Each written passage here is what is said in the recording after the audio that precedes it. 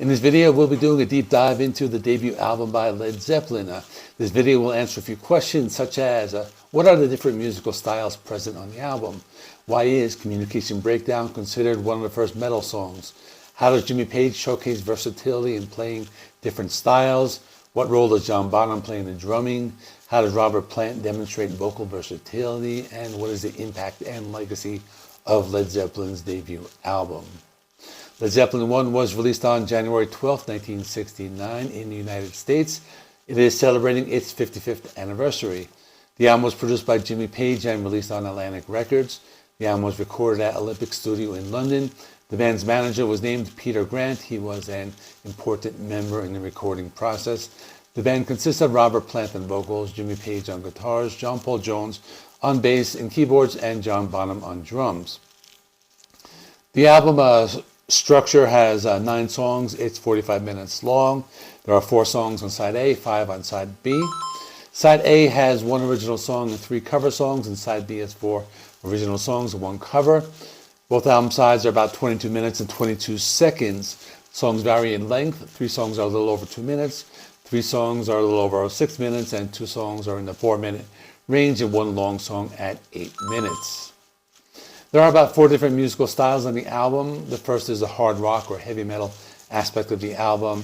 For example, let's take a look at Communication Breakdown, which is perhaps one of the first metal songs ever recorded. If you take a look at the guitar riff, you can see that they use the open 6-string, followed by 2 power chords played in succession.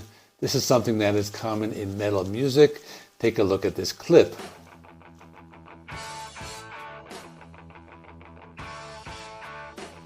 Now take a look at this riff from Disposable Heroes by Metallica.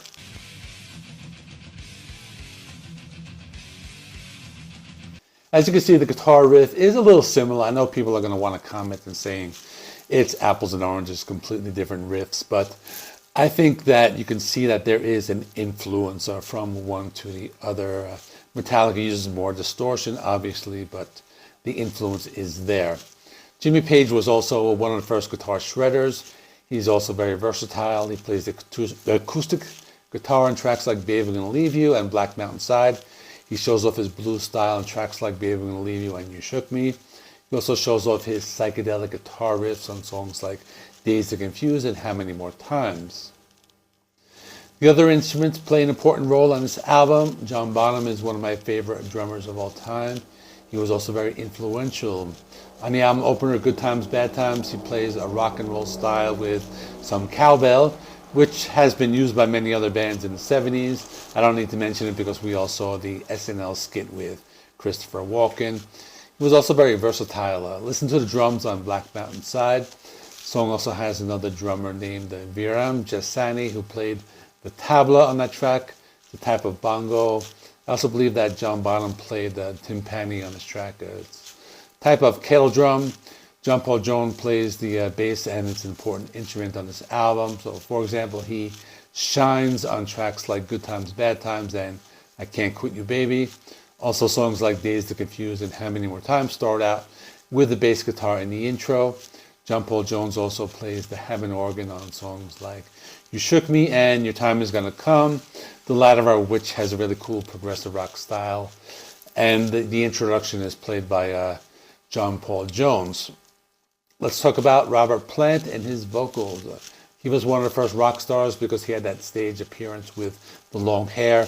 Robert Plant has a great vocal range and is one of the best vocalists in rock music.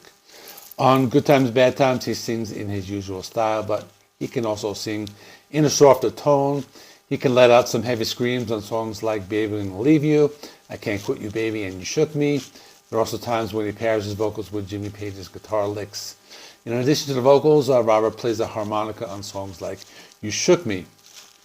Now I'll talk about my 3 favorite songs. First is Babe, I'm Gonna Leave You. It's a folk song written by Ann Braden in the late 1950s. Joan Baez recorded a solo version for her 1962 album, Joan Baez in Concert, and a variety of musicians subsequently adapted it to a variety of styles, including Led Zeppelin. I really like the song. It has a very iconic intro. Robert Plant sings in a softer tone. It's almost foreshadowing the power ballads of the 80s with softer parts and harder parts. The the blues song with lyrics about love lost. Also interesting how he says, I've got to ramble, and later that he would have a song called Ramble On.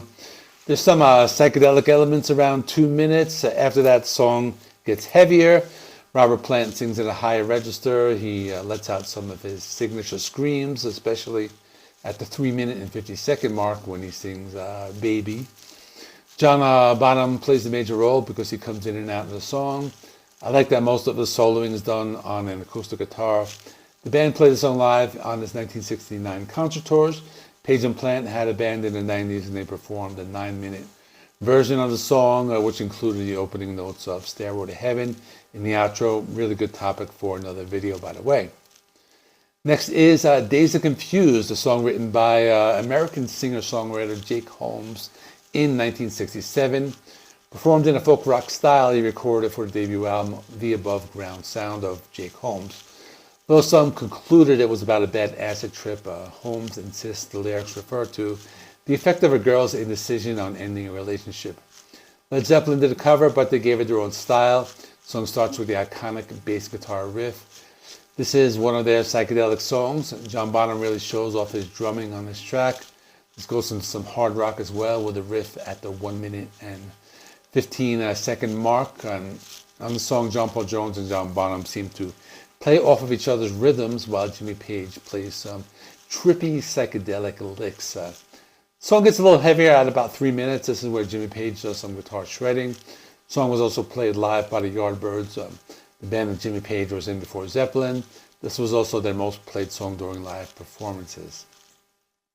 My third pick is going to be the obvious one, Communication Breakdown. It was the B-side to the single Good Times, Bad Times. I like this because it's one of the first metal songs. I spoke about this earlier in the video. I like how the main guitar riff was very influential with metal music. The song even developed from a guitar riff played by Jimmy Page, while the rest of the band wrote the song around it. So bassist John Paul Jones later said, "This is Page's riff, you can tell instantly." The song's original title was Too Good, had been performed during the band's 1968 Scandinavian tour. Just a great example of how Jimmy Page was one of the first metal guitar players. So if I could change something about the album, what would it be? Probably not too much. It's a near perfect album. I would maybe trim 2 minutes off the last song, but that's about it. These are the kind of albums you don't really want to touch. So as we celebrate the album's rich history, I encourage you to revisit these iconic tracks, explore the intricate layers that make up Led Zeppelin 1, and share your favorite songs, memories, or thoughts in the comments below. Let me know what other Led Zeppelin albums you want me to review in the future. If you enjoyed this deep dive, don't forget to like, subscribe, hit the notification bell to stay updated on our musical journey. Join a community of metalheads, and let's continue the conversation. Thanks for tuning in. Until next time, keep on rocking.